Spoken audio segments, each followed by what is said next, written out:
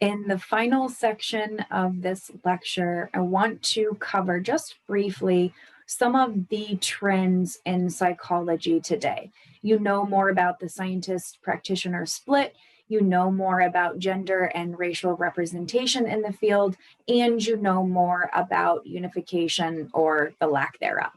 Now I want to talk a little bit about some of the more recent trends in psychology. Early psychologists were interested in physiology. Today's psychologists are interested in a variety of topics.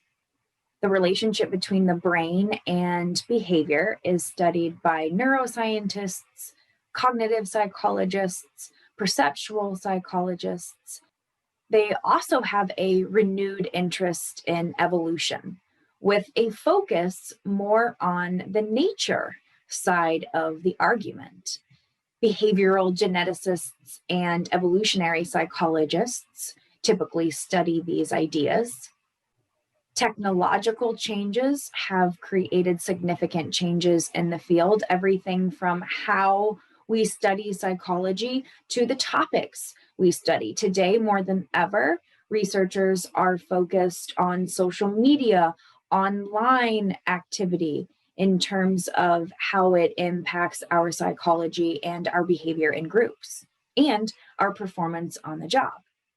One of the other trends that we see today in the 2000s is the increased professionalization of applied psychology.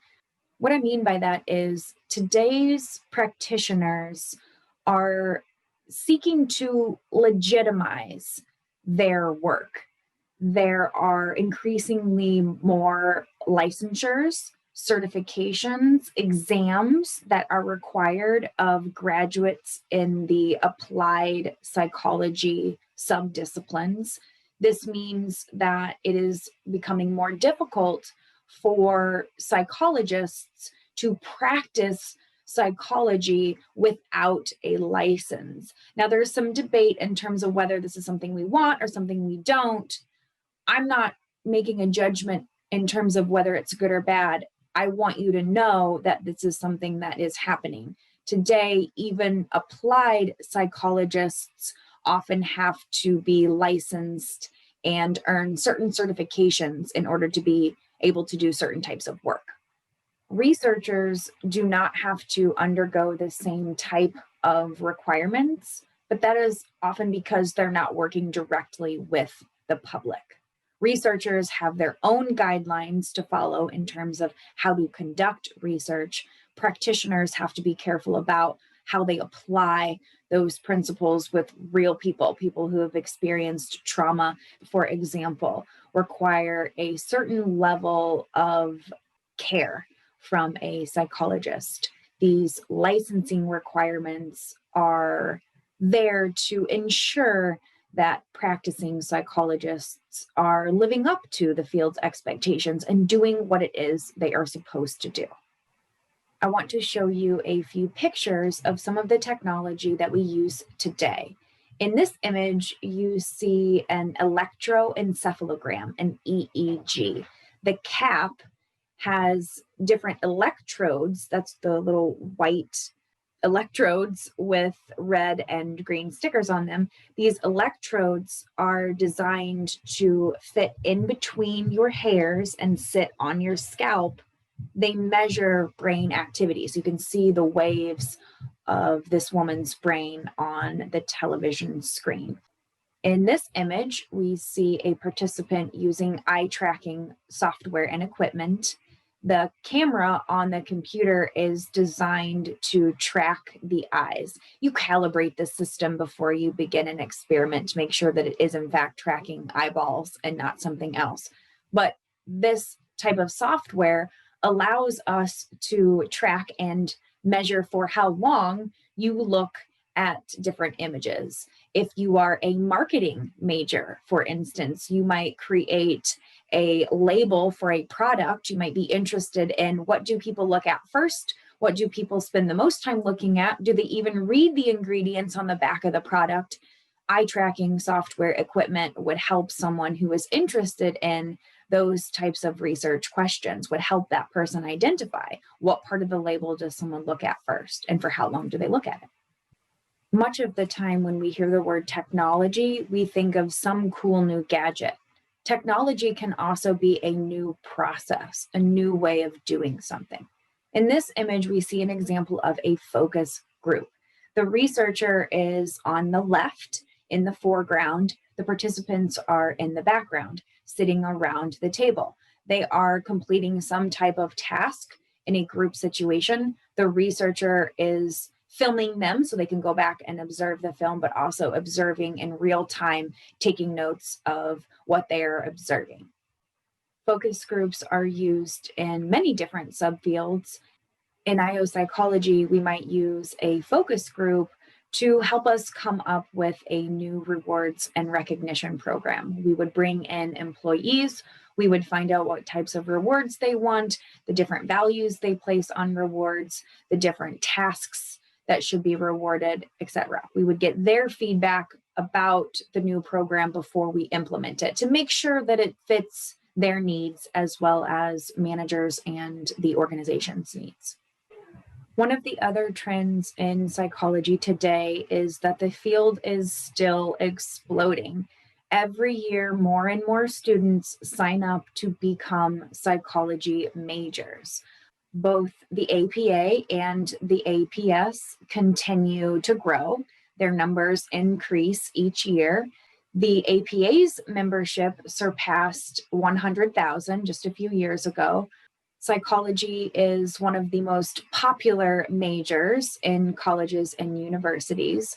New graduate programs emerge every single year, especially in those subdisciplines that lack programs. For instance, in forensic psychology, there are only a handful of programs across the country. Look to see more of these programs emerge over the years, as opposed to clinical psychology, where we have already hundreds of different graduate programs on the planet. And finally, applications to graduate school often outnumber the available spots. At SIUE, in our graduate programs, we have anywhere from 10 to 20 spots open per program. The schools may receive 100, 200, 300 applications for those 10 to 20 spots. If you are a psychology major and you want to do something with psychology in your career, you probably, not always, you probably need to go to graduate school in order to learn that thing that you're hoping to do. It's very difficult to make a career out of psychology with just a bachelor's degree. I want to share that with you, not to discourage you, not to scare you, but so that you can be informed as you move forward in your studies. If you are interested in pursuing a career in psychology, here is some information that you might find useful. We have in the top row the job itself. Then we have the main duties of that job. We have the education that is required. And then at the very bottom, in the last row, you see the average salary. The salary information is several years old, but fairly close to the average pay today. Look at the education row. For most of these roles, you're going to need at least a master's degree. A doctorate is preferred. In the image, it says optional, but I can tell you that a PhD is generally preferred. When you have a PhD, what that tells the rest of the psychology world is that you have spent many years focused on research. You can research if you have a PhD. That is the value of the PhD. Not only are you a practitioner in your field, but you also know how to research. You know how to think critically. You know how to read research. You know how to understand the newest, hottest trends in the field and then apply them to your work. You can also see that the salary of each one of these roles often matches the educational requirements. The more education that is required, the more that individual will likely earn on the job. Psychiatry is different from psychology. If you want to be a psychiatrist, you will have to go to med school. You can make $200,000 a year, but you will spend at least 4 years in med school plus another 4 to 6 doing your residency post med school. If you want to become a forensic psychologist, a professor of psychology, a sports psychologist, you will likely need a PhD, and then your salary will match those educational requirements. The point is, in the field of psychology, graduate degrees pay. An undergraduate degree in psychology won't be enough to get you into one of these roles. For those of you who are nervous or apprehensive about going to graduate school, you can do it, no problem. Congratulations, you just finished the final lecture in Psych 409, History and Systems of Psychology. Thank you for joining me this semester. I love this topic. I find the history of psychology to be extremely interesting, lots of good information, not just for psychology majors, but for everyone who is interested in learning a little bit more about how the world as we know it today came to be. I hope that you enjoyed your time with me this semester. Tell your friends, tell your classmates, tell your colleagues about this class. I hope to see them sometime in the future as well. Best wishes as you move forward in your education and in your career.